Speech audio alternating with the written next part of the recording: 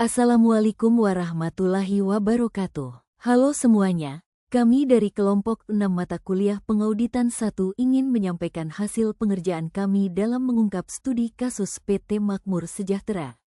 Kelompok kami terdiri dari 2 orang yaitu Ajeng Giyantika Dwi Putri dengan NIM 2393039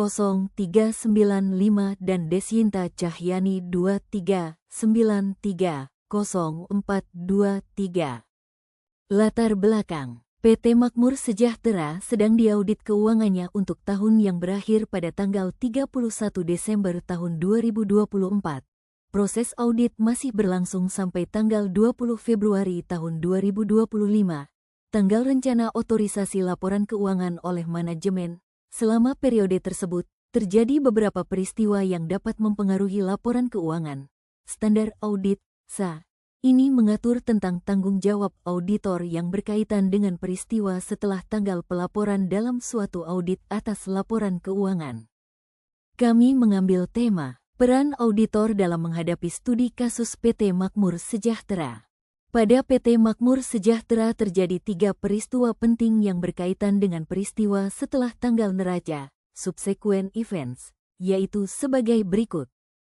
Peristiwa 1. Pada tanggal 10 Januari tahun 2025, salah satu pelanggan utama dinyatakan pailit, piutang usaha kepada pelanggan tersebut sebesar Rp500 juta, yang telah diakui dalam laporan keuangan tanggal 31 Desember tahun 2024. Peristiwa ini termasuk adjusting event, karena menunjukkan kondisi keuangan pelanggan yang memburuk sebelum tanggal neraca. Peristiwa ini memberikan bukti tambahan terhadap piutang yang ada. Prosedur audit, konfirmasi ulang piutang, analisis dokumen hukum terkait pailit, evaluasi kemampuan bayar pelanggan sebelum dan sesudah tanggal 31 Desember tahun 2024. Berikutnya peristiwa 2. Pada tanggal 15 Januari tahun 2025, terjadi kebakaran di salah satu gudang perusahaan. Persediaan di gudang tersebut senilai Rp800 juta rusak total. Persediaan tersebut tercatat di neraca per tanggal 31 Desember tahun 2024.